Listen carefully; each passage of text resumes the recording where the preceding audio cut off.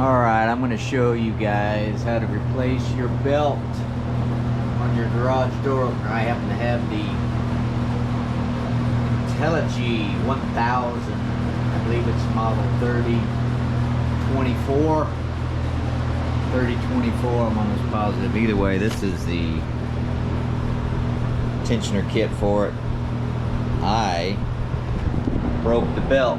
I'm not going to get into all the details because you're going to see most of them putting it back together, but the belt broke. That's the easy part. Don't be scared to try to take this thing apart because it ain't as bad as it seems. All the parts that came in the kit I probably will not use, but that's okay because the price was very reasonable. So I got the whole kit, but I really only need the tensioner. I'm going to call it rubber because that disintegrated from the heat, and the part of the belt here that was around the motor end of the pulley, 3 teeth popped off probably because of the heat. Not a big deal. This is a new belt. I've already got it in there. It's easy to do. You're going to get the majority of how this comes apart by just putting it back together. So we won't bore you with that. Once you get the rail off of the motor, which I'll show that in reverse since it's already on the ground. This is the motor pulley. It slides out of these 2 slots right here with these 2 screws. So once the belt's back on, roll that, push that back up on the rail. Get the 2 slots right there to come through. It's really only one way it can go on, so don't fret it, and then put the 2 screws in. Right there, line these 2 slots up, black tabs, obviously the pulley's in the hole, 2 1/4 inch. Screw it tight. It's going back together. Now I'm going to go down to the other end.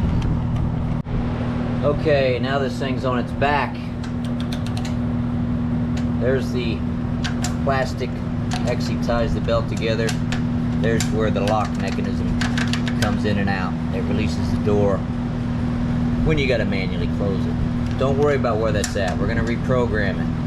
Just make sure it's on there. And by the way, if you buy a belt and it's too long, don't fret it. 4 little screws, takes that apart. Shorten the belt to the length you want, put it back together.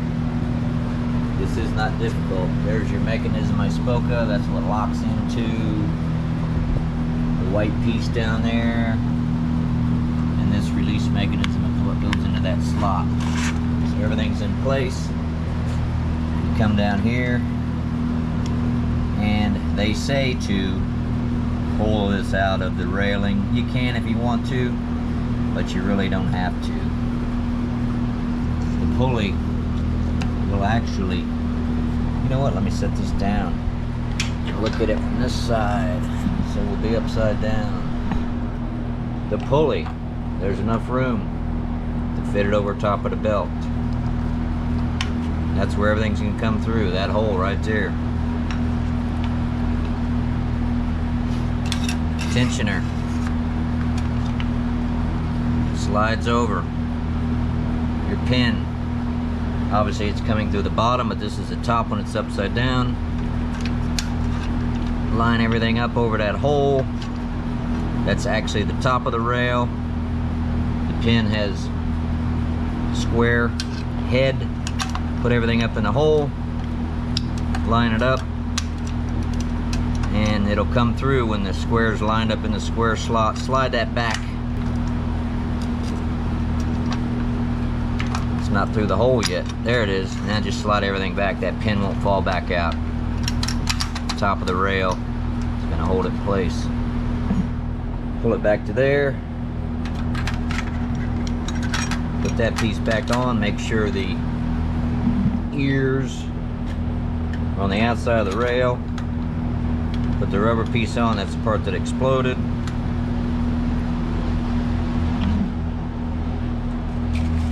washer has left the chat. Now there it is. Put the washer on. and the nut. It's really nothing that anyone can't do. Do not be intimidated by it. This actual guard right here was not on my original, but it came with the kit, so I'm gonna go ahead and put it on. And here's the 2 screws for that. Tighten this nut up right here with this thing laying flat on its back.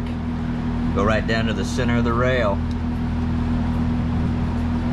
Just like tightening the chain on your motorcycle. You can over tighten it.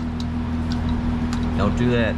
Just tighten up this nut right here until that belt in the center of the rail is about eighth of an inch off the bottom of the rail. That way when this rail gets put back on, it's an 1/8 of an inch off the bottom of the rail upside down. So 1/8 of an inch. Alright, 7/16. Tighten that dude up. I'm watching down there on the center of the rail. We'll go down and show you in a minute. Listen, do this thing, take this thing off and do it on the ground, because right where my hand is, this is the part that's jammed up against the garage side of the wall up above it. You can go in there with your little baby wrench and turn that.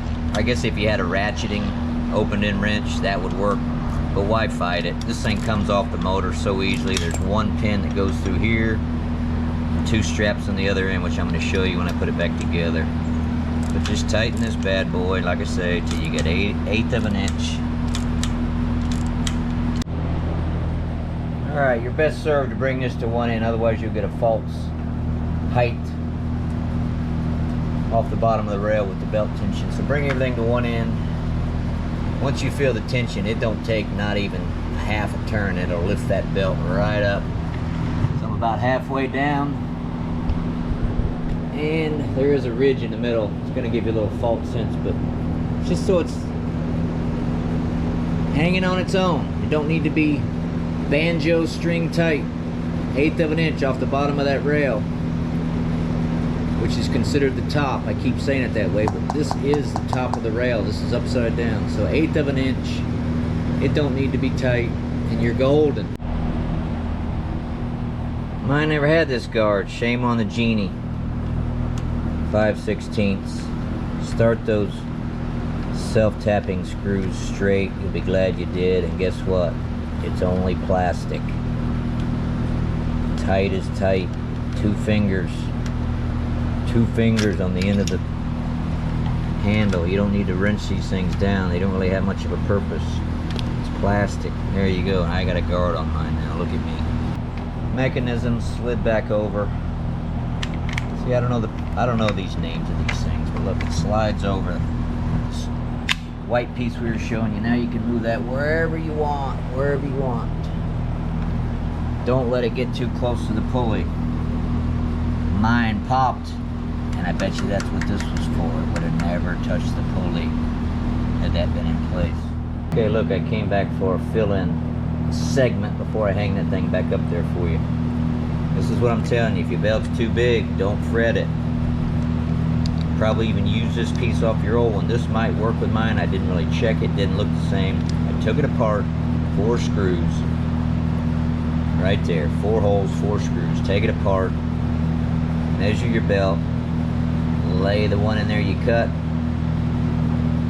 Can't mess this up. Put it back together. Put your 4 screws in. You can make your belt any length you want. Mine was the right part number, so I thought. It came about 6 inches too long. That ain't gonna work. Cut it off. Put it back together. You got the right length belt.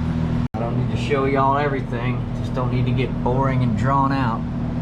But that's it right there. That's where the end of the rail goes in. Mine has this particular style pin and clip. Line the end of the rail up in there, slide the pin through, and clip it up. There it is. Anybody can do this. See? It's upside down now. This thing ain't heavy. You can take that clip off with your hands. You need just a very few hand tools. Matter of fact, I think almost all of these screws had Phillips heads on them. I used a nut driver. There's your pin from the bottom. Everything you saw me doing upside down. And you can, the end of this thing was resting on the motor head. You can rest this end on the spring or whatever else you had. It's not a big deal. Let's go down to the motor head. All right, here we are looking down that motor head. Look, be safe, people. Unplug this.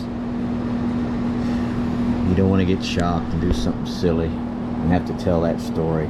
But look, you don't even have to take the motor head off the ceiling. This is the whole piece I had downstairs. Here's the other end of it with that pulley I was showing you. Look, the shaft is splined right there. I'm trying to do this with one hand, so it might be difficult. The shaft is splined, very fine spline. But even if it doesn't line up, put your thumb right there and turn that. It's not going to bite you. And look at that. It slides right back into place. Now let me show you what this looked like. It's just the reverse of how it comes off. That's why I didn't bore you at the beginning. I ain't no expert. Never claimed to be. I'm sure I did something wrong or something out of order, or I didn't lube something. But I'm telling you, for the majority of you out there, don't be scared. It's like putting a puzzle together. Two straps up here to hold that rail down to the motor head so it doesn't jump up when you hit your opener and flop it around. The one with no tabs on it goes to the garage door end. I'm not even going to bore you with bolting these on. And the one with the guard on here, you can't screw that up either. That goes in the slot, and that's like a chain guard for your bicycle. Guards the belt. And you got 4 of these bad boys right in the hole. Start them with your fingers so you're not cross-threading anything. That's the worst thing in the world to do, and it's a horrible feeling. If you can start it with your fingers, you probably ain't cross-threading it. Get them all back in there, tighten that up, and guess what? You're ready to program it. We ain't even gonna go through that because I'm sure your manual is different than mine, but pretty simple. Pretty simple to do. Most of those things you can find online. All this was a video to show you when your belt breaks. Mine actually broke right there. It popped 3 teeth off the motor into the pulley. But it's so easy to do, and you're gonna save yourself money. Just do it. You'll be happy. Thanks a lot.